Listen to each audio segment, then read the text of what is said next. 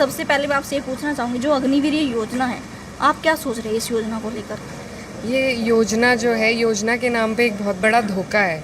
हमारे जो जिम्मेदार लोग अपने बच्चों को भेजते हैं सेना में लड़ने के लिए, देश की सुरक्षा के लिए, उनके साथ बहुत बड़ा छल करने की सरकार कोशिश कर रही है। तो अग्निपथ, अग्निवीर नाम देने से योजना अच्छी नहीं हो जाती है। आप योजना के तथ्य में अगर जाएंगे, जानकारी लेंगे, तो सिर्फ 4 साल की नौकरी की बात है।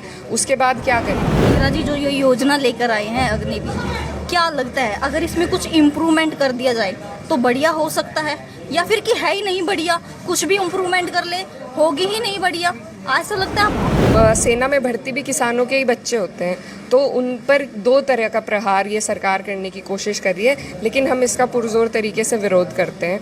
इसको बेहतर करने के, या तो वो पहले इसको बेहतर करके हमें बताएं, तो या तो इसमें कोई वो संशोधन लाएं, लेकिन बेहतर तो यही होगा कि इसको वापस ही लें। और इकरा जी हमारे साथ मौजूद है। जिस तरह से इन्होंने चुनाव लड़ा है उसका तो सबको पता ही है, बड़े बखूबी तरीके से इन्होंने चुनाव लड़ा है, बिल्कुल एक्टिव होके इन्होंने चुनाव लड़ा है। और सबसे ज़्यादा अहम भूमिका देखिए इन्होंने इनकी रही है चुनाव में।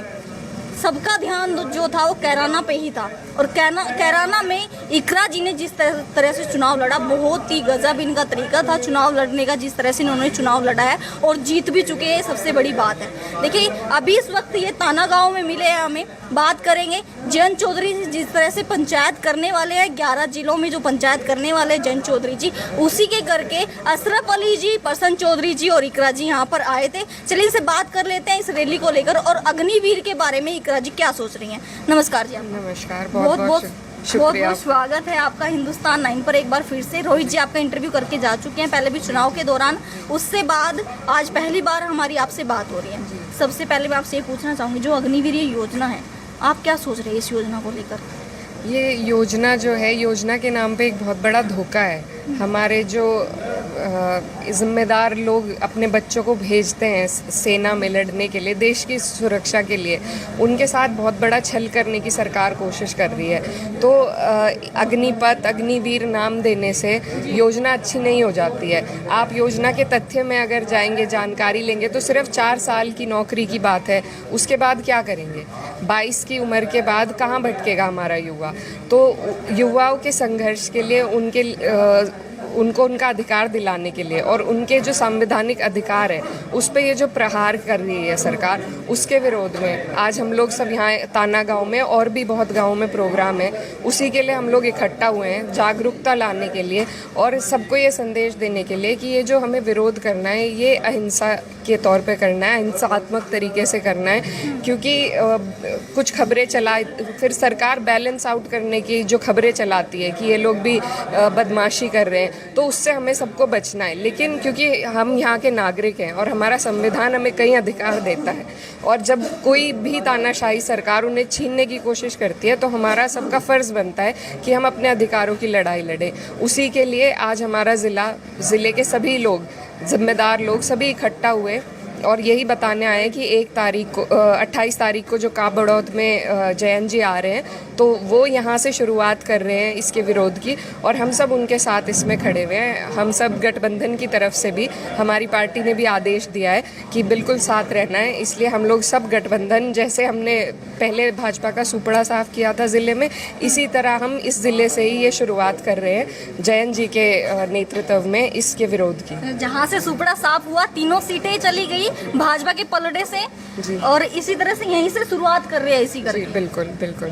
तो सभी से यही अपील है आपके माध्यम से कि सभी जो भी हमारे जिम्मेदार लोग हैं, फिर से एक बार हमें इकट्ठा होने की ज़रूरत है, अपना विरोध दर्ज कराने की ज़रूरत है अहिंसात्मक तरीके से। देखिए इकरा जी, जो ये योजना लेकर आए हैं अग्निवीर, क्या लगता है अगर इसमें कुछ इम्प्रूवमेंट कर दिया जाए तो बढ़िया हो सकता है, या फिर कि है ही नहीं बढ़िया, कुछ भी इम्प्रूवमेंट कर ले होगी ही नहीं बढ़िया, ऐसा लगता है आपको? देखिए, अब से पहले जो था, इन्होंने पहले नारा दिया था 1 रैंक 1 पेंशन का, मोदी जी ने, तब इन्होंने बहुत लोगों पे सवाल उठाए थे, तो वो तो करने से गए, इन्होंने जो था, जो पहले से बेहतर थी योजना, उसे भी ख़त्म कर दिया है।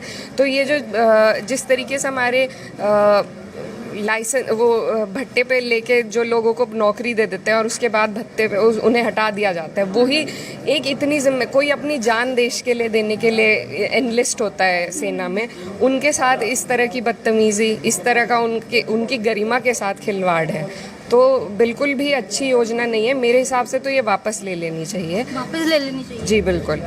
इस योजना में जी तो बोल रहे हैं कि सभी युवाओं को इसमें इस योजना का लाभ उठाना चाहिए और इसके बाद 4 साल के बाद जो भी हुआ है उनको पुलिस में भर्ती कराया जाएगा और भी नौकरियों में उनको प्राथमिकता दी जाएगी। इस तरह से योगी जी बोल रहे हैं। जी, योगी जी और भाजपा जो सरकार है, इनकी योजनाओं पे हमें ना पहले यकीन था और ना इस किसान कानून का आप एग्जाम्पल ले लीजिए जो इन्होंने लागू करे थे।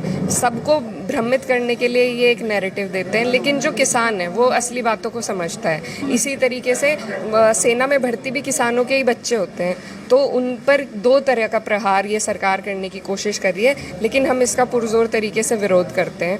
इसको बेहतर करने के, या तो वो पहले इसको बेहतर करके हमें बताएं, तो या तो इसमें कोई वो संशोधन लाएं, लेकिन बेहतर तो यही होगा कि इसको वापस ही ले लिया जाए।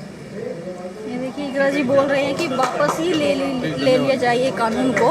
और देखिए जिस तरह से इन्होंने चुनाव लड़ा उसका तो सबको पता ही है। देखिए तब से आज हमारी इनसे बात हो पाई है अग्निवीर को लेकर, क्या सोचते हैं इकरा जी वो हमने बताया आपको। इस वीडियो को ज़्यादा से ज़्यादा शेयर कीजिएगा और इस तरह की और भी वीडियो देखने के लिए जुड़े रहेगा हिंदुस्तान 9 के साथ। मैं हूँ साक्षी, धन्यवाद।